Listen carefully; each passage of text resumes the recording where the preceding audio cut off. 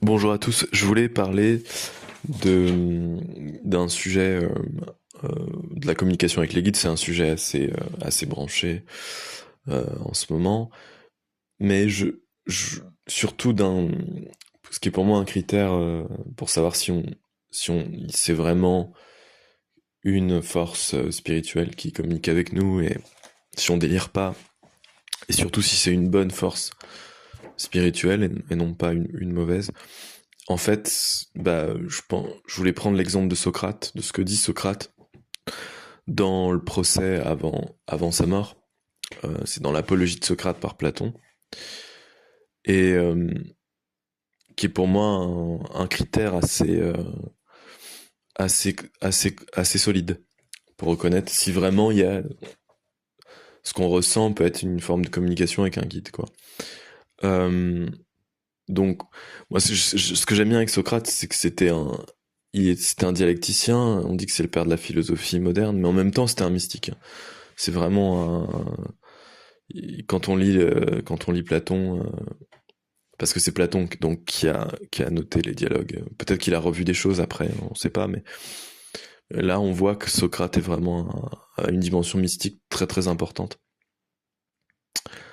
Il y a eu des anecdotes comme ça, comme quoi, par exemple, après une bataille importante puisqu'il a combattu, il est resté en prière pendant toute une nuit, je crois, après la bataille, pour la montée des âmes. Bon, il y a pas mal de choses comme ça qui montrent qu'il était très mystique, en fait. Et je pense que souvent, les plus grands dialecticiens aussi ont une mystique, hein. Le Bouddha Shakyamuni était très très bon c'était un sport à l'époque, les débats dialectiques en Inde. Et il était très très bon. On dit enfin, que seul Sariputra était presque aussi bon que lui.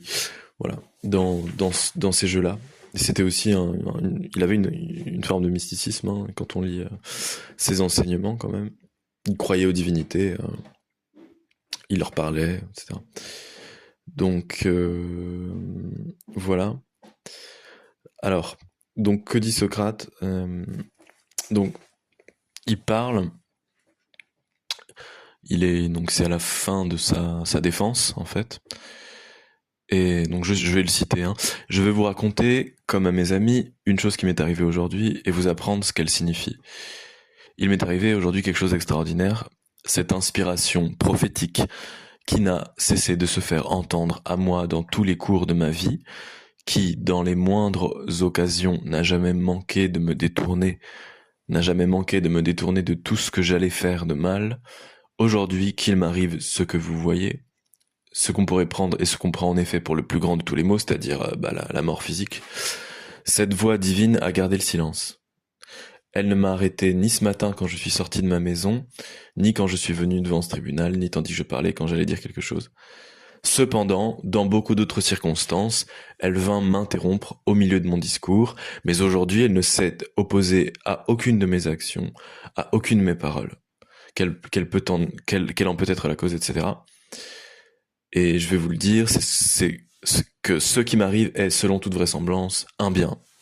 Parce que voilà, donc, comme ce qu'il dit, c'est que chaque fois que, en fait, dans sa vie, cette voix intérieure, en fait, qu'il entendait, on dit que c'est son daimon, intervenait, il lui semble que c'était pour son bien, parce qu'après coup, les suites de ce qu'il faisait en entendant cette voix étaient bénéfiques. Vous voyez, c'est qui n'a cessé de se faire entendre à moi dans tous les cours de ma vie, quand dans les moindres occasions, qui dans les moindres occasions n'a jamais manqué de me détourner de tout ce que j'allais faire de mal. Voilà, c'était un peu son son gardien, comment dire, son garde-fou moral, hein. Et ça, c'est quelque chose de très important avec les guides, c'est que s'ils sont bons, c'est qu'ils nous empêchent de commettre des choses qui vont à l'encontre de la morale cosmique. C'est pas forcément qu'ils vont nous rendre riches et célèbres, hein, parce qu'il y a des gens qui sont riches et célèbres et qui ont des guides, je pense, démoniaques. Enfin, ça c'est un autre sujet, mais clairement. Donc non, c'est qu'en fait ils nous tiennent dans la mesure de la morale cosmique, et que et l'effet, en fait, enfin, et que pour juger de si c'est un bon guide ou pas, il faut regarder a posteriori ce que ça fait. C'est-à-dire comment les choses se résolvent. S'il y a une cohérence ou pas dans le parcours. Voilà, c'est ça mon critère, c'est la cohérence, l'harmonie post signe, post communication.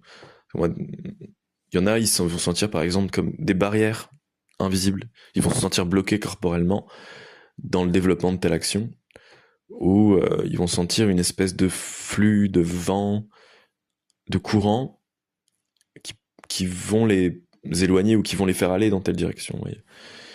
Et un des critères pour moi très plus important, c'est de regarder après, voilà, voir si globalement ça a été bénéfique d'un point de vue personnel et universel, parce que ça aussi c'est très important de le comprendre. Les guides nous aident individuellement, mais ils aident aussi, comment dire, l'ensemble. C'est collectif, ils aident l'ensemble de l'humanité en quelque sorte à évoluer. Donc il y a toujours le double souci de nous aider individuellement. Ils vont pas nous aider individuellement a priori au détriment du monde, enfin du collectif. Ce serait pas cohérent. Voyez.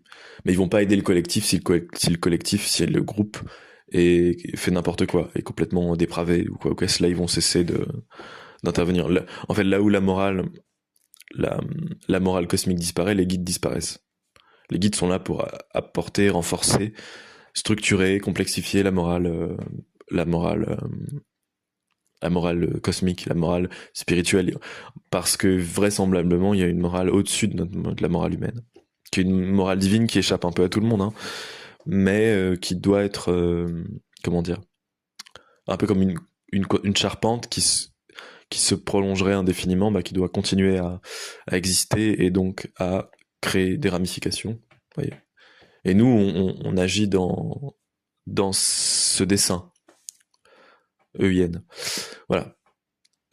Donc voilà, l'exemple de Socrate, c'est vachement intéressant comme texte, mais c'est ça, pour éprouver la véracité et le caractère bénéfique d'un guide, il faut regarder a posteriori ce qui se passe quand on l'écoute.